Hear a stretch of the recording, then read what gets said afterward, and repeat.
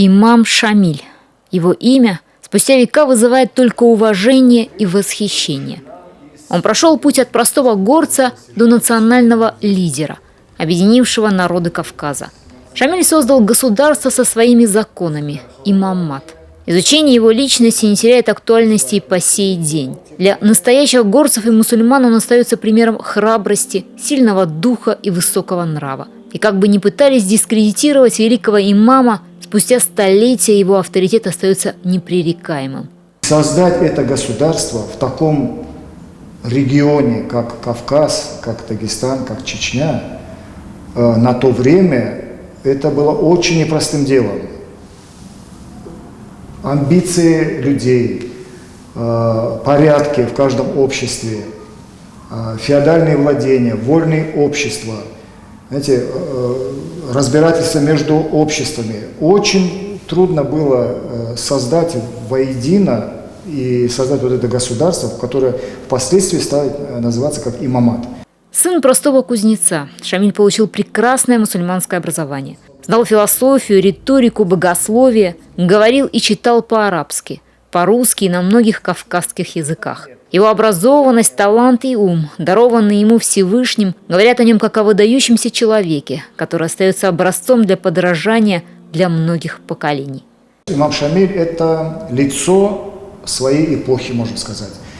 Несмотря на огромное количество этот запас, то и сегодня, в 21 веке, личность интересует очень многих, очень много словесных баталий, споров.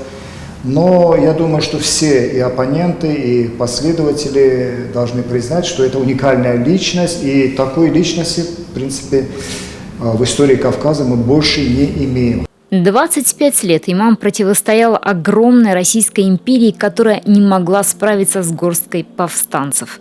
Шамиль собрал полк численностью почти в 30 тысяч солдат. В этой армии были даже пушки. Примерно около 40-50, вот примерно такое количество было отлито Шамилем. Сначала в Дарго, в его столице, потом в Ведено, где был и пороховой склад, и находились орудия. И вот, тем не менее, все-таки удалось Шамилю наладить выпуск вот этих орудий, и они достаточно успешно функционировали. Шамиль был не просто военачальником, блестящим дипломатом и духовным лидером. Он придавал большое значение тому, как правильно воспитать молодежь. Главной целью имама было сохранить моральные устои молодых горцев. Он дал указание о том, что обязательное получение образования для молодежи, обязательно, как для мальчика, так и для девочки. Причем там были несколько ступеней образования. Так, первое в семье, потом коранская школа, мектеп, медресе, и после медресе тоже учеба и учеба. Шамиль был сторонником ранних браков. То есть, что значит ранних? Когда люди оба пола созревают, то они, в принципе, уже готовы к созданию семьи. И Шамиль был сторонник, чтобы были ранние, вот как есть уже возможность. Поэтому он обязал, что жениться, создавать семью, потому что нужен прирост населения, потому что потери были просто катастрофические. И вот Шамиль, то есть, задумался уже о будущем, да, это создание семьи, это нравственные какие-то устои, чтобы держать. Имам с уважением относился к русским солдатам, переходившим на его сторону. А их было немало. Узнав о таком отношении, количество перебежчиков только росло. Пленных и беглых содержали за счет государственной казны. Им давали землю, обучали русской грамоте, помогали обзавестись хозяйством. Благородный человек не использовал перебежчиков в военных действиях против русских. Он понимал, что это с точки зрения этики это неправильно, да? То есть даже если он перебежал к нам, воевать против бывших своих сослуживцев, бывших своих, как говорится, соплеменников, это не гуманно. Поэтому солдаты занимались сельским хозяйством, какими-то строительными работами. Им платилась зарплата, если кто-то каменщик, какой-то плотник занимался и что-то.